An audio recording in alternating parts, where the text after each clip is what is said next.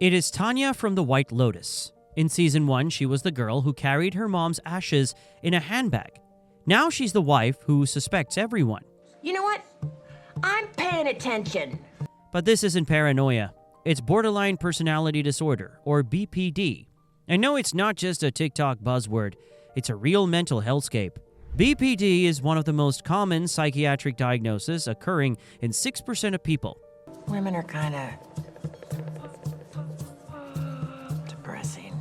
According to the DSM-5 Manual of Mental Disorders, its key criteria are fear of abandonment, unstable relationships, identity disturbance, and impulsivity. You are so negative. For example, Tanya exhibits dissociation, a sense of unreality, when she observes herself from the outside. Also, her genetics, mother with BPD, and possible abuse from her father increase her risk for the disorder. You know, when I was a little girl, my mother used to dress me up like a little doll.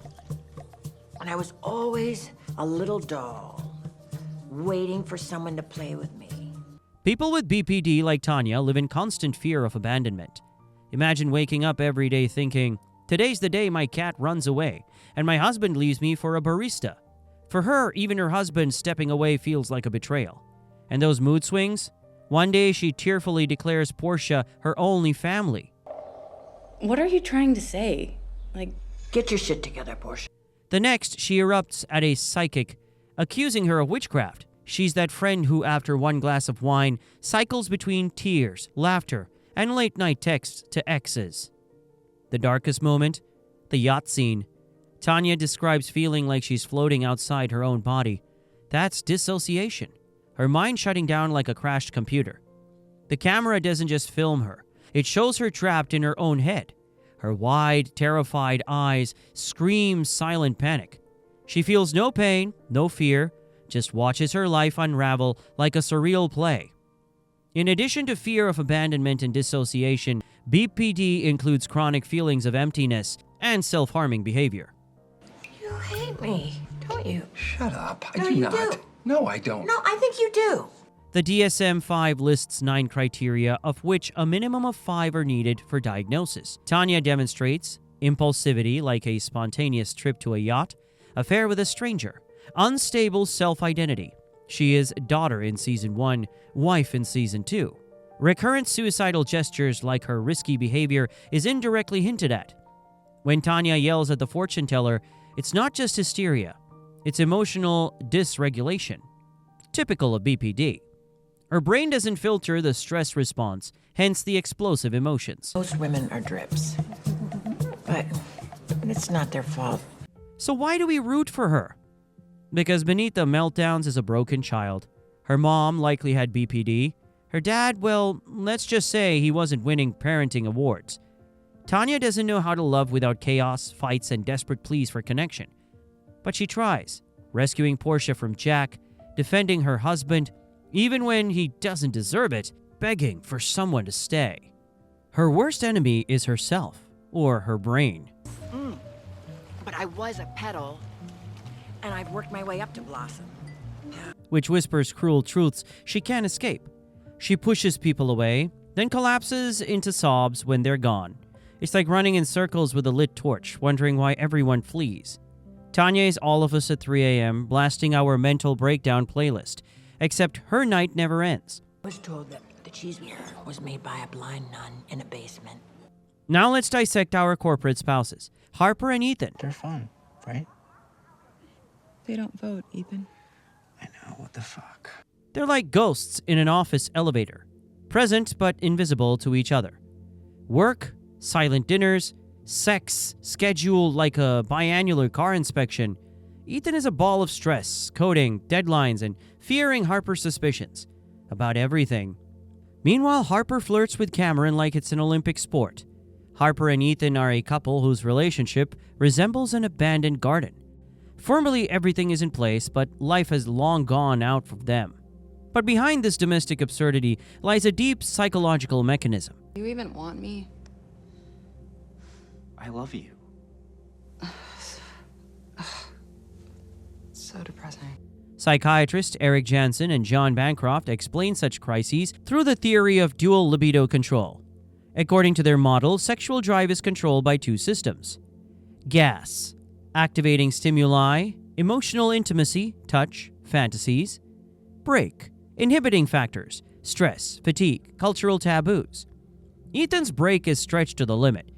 His brain, overloaded with work and fear of being a bad husband, literally blocks libido. I was gone for one fucking night, and you did Molly with hookers? Every day is a marathon, with the finish line being the couch and silent scrolling through social media. And cultural attitudes add fuel to the fire. He'd rather explode than admit his anxieties to Harper. But things change in Sicily when they finally allow themselves vulnerable conversations. Suck on my tits or jerk off on my face or something? Fuck around? The very ones they used to run from, the gas is turned on. A 2017 study from Journal of Social Psychology shows that such dialogues increase levels of oxytocin, a trust hormone that acts as a natural aphrodisiac. Their candor about flirting, fears, frustrations becomes a bridge across the chasm. You have no female friends? Because she basically realized that they were all talking shit behind her back. Kind of like you are now? It's not magic, it's neurobiology. When Harper says, "I flirted with him to feel alive," and Ethan confesses, "I was afraid you'd fall out of love with me," their brains synchronize. The almond-shaped bodies, our fear centers, calm down, and the ventral covering of the brain, our reward zone, starts producing dopamine. Sex returns not because they are trying, but because emotional intimacy reboots their biology. I'm gonna be the life of the party from now on. Well, don't overdo it. They'll know it's fake. I love them. What? They're our good friends. Oh my god. However, the show doesn't provide simplistic solutions. Yes, the Jansen-Bancroft theory works, but the breaks don't go anywhere. Stress, routine, social masks, all this awaits them when they return home. White Lotus reminds, relationships are not a mechanism that can be fixed once and for all. It is a living organism where gas and brake are always competing for the right to control you. The Grassos are that toxic relative at a wedding yelling, "We're perfect," before face-planting into the salad. I can't be responsible for everything I say. I'm concussed. 3 generations of men passing down not family values, but family traumas. Grandpa Bert is a walking meme of the good old days. Doctors say you need to release once a day. Otherwise, you get backed up. He insists his marriage was flawless, even as his son Dominic calls him a tyrant. Classic cognitive dissonance. You need to drain the sack. His brain erased all fights, affairs, and scandals, leaving only Hallmark cards. Cognitive dissonance is the conflict between reality and beliefs. To maintain self-esteem, Bert denies the destructive consequences of his actions, creating the illusion of a perfect marriage. This is a classic example of how people justify the past to avoid psychological discomfort. Our Achilles heel is an Achilles cock.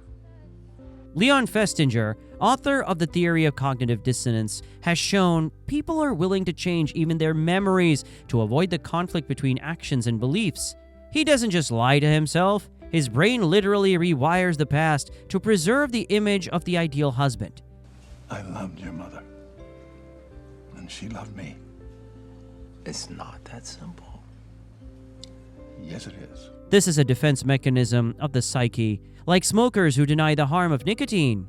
When he dances with a stranger to the girl from Ipanema, he's not reminiscing. He's convincing himself retirement is a glitch. You know, she could be my granddaughter.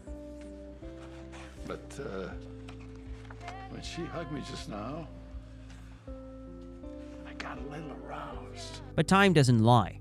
His youth died with vinyl records, leaving him alone with ghosts, like an old dog waiting for an owner who's gone.